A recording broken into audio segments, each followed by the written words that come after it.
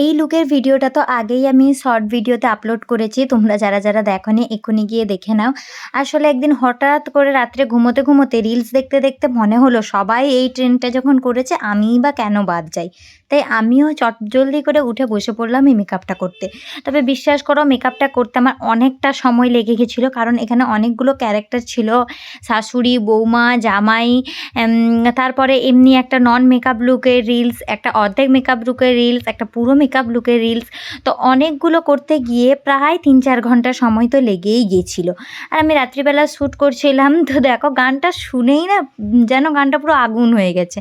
ভীষণই একটা ভালো গান। তো আমিও বসে পড়েছিলাম।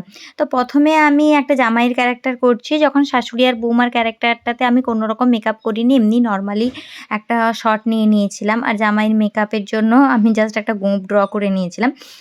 তো সেটাই তোমাদের সাথে শেয়ার করছি। আর এটা জাস্ট এমনি আইশ্যাডো প্যালেটের একটা ব্ল্যাক কালার দিয়ে আমি গোঁফ ড্র করে নিয়েছি।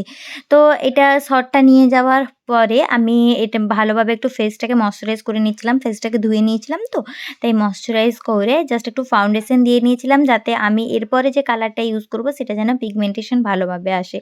আর এইগুলো যে দেখছো এগুলো মাঝে এক ট্রানজিশন নিয়ে রাখছিলাম যাতে এডিট করার সময় আমার কাজে লাগে। আর আমি সুন্দরভাবে একটা শর্ট ভিডিও তোমাদের সামনে রিপ্রেজেন্ট করতে পারি। তো জাস্ট ফাউন্ডেশনটা অ্যাপ্লাই করে নেওয়ার পরে পাউডার দিয়ে ভালোভাবে মেকআপটাকে সেট করে নিচ্ছিলাম। দেন আমি কালারের জন্য মেকআপ করব। এখানে যে কালারগুলো আমি ইউজ করেছি ওটা আমার লিপস্টিক প্যালেটের ক্রিম প্যালেট, ডিলান্সি লিপস্টিক প্যালেট আমি ইউজ করেছি। ওখান থেকেই আমি কালার্সগুলো ইউজ করেছি। তোমাদের কাছে যদি বডি পেইন্টের কালার থাকে সেক্ষেত্রে তোমরা ওই বডি পেইন্টের কালার দিয়েও করতে পারো, বা যদি না থাকে লিপস্টিকের কালার দিয়েও করতে পারো। যেহেতু ফাউন্ডেশন ইউজ করে নিয়েছি তাই পিগমেন্টেশনটা ভালো এসেছে। প্রথমে রেড এরকমভাবে আই করা ছিল বহুরূপীর ওই লুকটাতে। তো আমি ওইরকমভাবেই করার চেষ্টা করেছিলাম। এক্সট্রা কিছু নিজের মতন করে করিনি। কিছুটা ওইভাবে সামঞ্জস্য রাখার চেষ্টা করেছিলাম।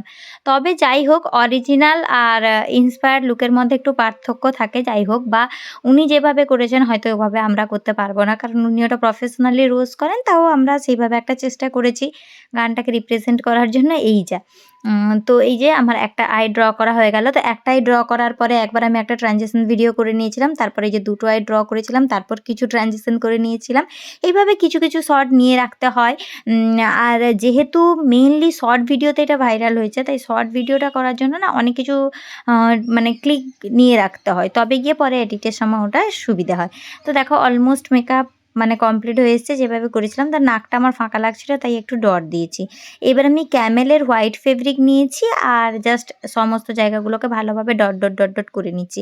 প্রথমে টিপের চারদিকটাতে ডট করে নিয়েছি, দেন তারপর যেগুলো আমার চোখের দিকগুলো ওগুলোতে ডট করে নিয়েছি। ওগুলোতে না তুলি দিয়ে ডট করতে একটু সূক্ষ্ম মনে হচ্ছিলো, তাই আমি তুলির পিছন দিয়ে এইভাবে ফেব্রিক নিয়ে ডট করার টেকনিকটা ইউজ করেছি। আর হয়ে গেলেও খুব চটজলদি।